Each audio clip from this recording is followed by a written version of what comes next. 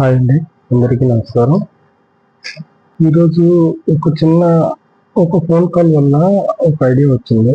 మా ఫ్రెండ్ ఒక అబ్బాయి నాకు ఫోన్ చేసి ఈరోజు ఈరోజు నుంచి డిసైడ్ అయ్యాను ఈక్విటీలో ఇన్వెస్ట్ చేద్దాం అనుకుంటున్నాను. సో ఈక్విటీ షేర్స్ బెటరా లేదా ఈక్విటీ మ్యూచువల్ ఫండ్స్ బెటరా అని అడుగుతున్నారు. మన లాంగ్ టర్మ్కి ఈక్విటీ అయినా బెటరే, ఈక్విటీ మ్యూచువల్ ఫండ్లోకి అయినా బెటరే, కానీ బట్ మనం బట్టి మనకి ఎక్కువ రిటర్న్స్ వచ్చేది మనం సెలెక్ట్ చేసుకోవడం కదా.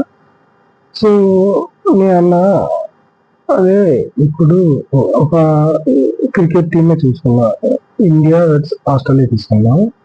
ఇప్పుడు ఆస్ట్రేలియా ఫస్ట్ బ్యాటింగ్ చేసి 300 రన్లు కొట్టింది. అదే ఇండియా సెకండ్ బ్యాటింగ్ వచ్చి ఫస్ట్ లోనే 3 ఓవర్లో 10 రన్లకి 3 వికెట్లు పడిపోయింది. అప్పుడు మనం ఏం చూస్తాం, అనుకుంటా అయితే ఇండియా పోద్దులే అని భయం వస్తుంది కదా. అదే లాస్ట్ బౌలింగ్ ఆర్డర్ ఫస్ట్ వచ్చి బ్యాటింగ్ చేసింది, బ్యాటింగ్ ఆర్డర్ ఇంకా అలానే ఉంది. మనకి ఇంకా అన్నప్పుడు ఎలా అనిపిస్తుంది, ఓకే గెలిచే ఛాన్స్ ఉన్నది కదా ఇంకా ఇండియాకి, ఇంకా బ్యాటింగ్ ఆర్డర్ అలానే ఉంది, వీళ్ళు కానీ సక్సెస్ అయితే కొట్టేస్తారులే ధైర్యం వస్తుంది కదా. అంటే ఫస్ట్ మనం స్కోర్ చూస్తాగానే ఏమనిపించింది, అదే ఇండియా పోద్దులే అనిపించింది. బట్ దాని ఫ్యూచర్లో దాని బ్యాటింగ్ ఆర్డర్ ఇంకా ఒక్కటి కూడా కోల్పోలేదు, కొట్టే ఛాన్స్లు ఉన్నాయిలే ఇంకా కొడుతుంది అని ఒక ఇది వచ్చింది, ధైర్యం వచ్చేసింది. ఇండియా గెలిచడానికి ఛాన్స్ ఉంది ఇంకా. అది ఈక్విటీలో కూడా అంటున్నానండి. ఏదైనా ఒక కంపెనీలో మనం ఇన్వెస్ట్ చేయాలనుకుంటే ఆ కంపెనీ యొక్క స్టాటిస్టిక్ అండ్ దాని కంపెనీ ఫండమెంటల్ తెలియనంత వరకు ఎవరు చెప్పినా ఏం చేసినా అది లాంగ్ టర్మ్ అయినా షార్ట్ టర్మ్ అయినా ఆ కంపెనీ గురించి పూర్తిగా మనకు తెలియనంత వరకు, ఆ కంపెనీలో ఏం జరుగుతుందో తెలియనంత వరకు ఆ కంపెనీలో మనం ఇన్వెస్ట్ చేస్తే కంఫర్టబుల్గా ఉండలేం.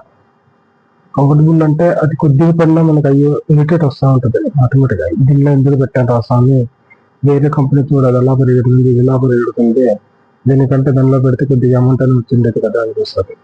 బట్ అదే మంచి కంపెనీ అయ్యింది, కొద్దిగా పడినా ఓకే కంపెనీ ఈరోజు పడ్డది, బట్ దాని ఫండమెంటల్ ఏమీ చేంజ్ లేదు కదా, ఫండమెంటల్ చేంజ్ అయినంత వరకు మనం ఏం చేసినా పర్వాలేదు, ఇంకా దీన్ని వెయిట్ చేద్దాం, ఇంకా ఫండమెంటల్ చేంజ్ అవ్వలేదు, ప్రాఫిట్ బుకింగ్ అవుతుంది లేదా సంథింగ్ ఏదో ఎర్రర్ జరుగుతుందేమో చూద్దాం, ఇంకా ఫండమెంటల్లో ఏదైనా నెక్స్ట్ క్వార్టర్లీ రిజల్ట్ కానీ అప్కమింగ్ క్వార్టర్లీ రిజల్ట్లో ఏదైనా మెన్షన్ చేస్తారు కదా, రిజల్ట్ మనం ట్రాక్ చేస్తున్నప్పుడు మనకు ఆటోమేటిక్గా తెలుస్తుంది, ఓకే ఈ కంపెనీలో ఇలా ఉంది కాబట్టి అందుకు షేర్ పడుతుంది.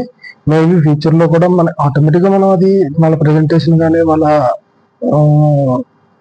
రిజల్ట్ ఇచ్చేటప్పుడు వాళ్ళ ప్రెస్ మీటింగ్ కానీ ఉంటే కానీ లేదా వాళ్ళ ప్రజెంటేషన్ మనం చదివినా ఆటోమేటిక్గా మనకు అర్థం అవుద్ది. మనం ఫస్ట్ నుంచి మనం దాన్ని ట్రాక్ చేసుకుంటూ వస్తే, ఎందుకంటే ఆటోమేటిక్గా మనకు ఒక ఐడియా వస్తుంది. సో ఫండమెంటల్ చేంజ్ అవుతున్నాయి అనుకుంటే ఇంకా కంపెనీ నుంచి మనం ఎగ్జిట్ అవ్వచ్చు, అప్పుడు లాస్ అయినా ప్రాఫిట్లో ఉన్నా. అంతవరకు మనం ఆ కంపెనీని ట్రాక్ చేసుకుంటూ పోతూ ఉంటే దానికి అడ్వాన్స్ బాగానే ఉంటాయి, ఈపీఎస్ చేంజ్ అవుతూ ఉంటుంది, దాని పిఈ అడ్జస్ట్ అవుతూ ఉంటుంది, ఆటోమేటిక్గా డిమాండ్ పెరిగితే ఆటోమేటిక్గా దాని వాల్యూ పెరుగుద్ది.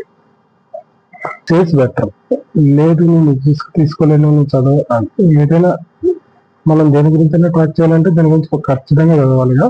నేను చదవలేను, నేను దాని గురించి ఆలోచించలేను, అదంతా మనం రిస్క్ తీసుకోలేము అన్నప్పుడు మ్యూచువల్ ఫండ్ పోవడం బెటర్. లేదు అనుకుంటే నాకు తెలిసినంత వరకు షేర్స్ బెటర్.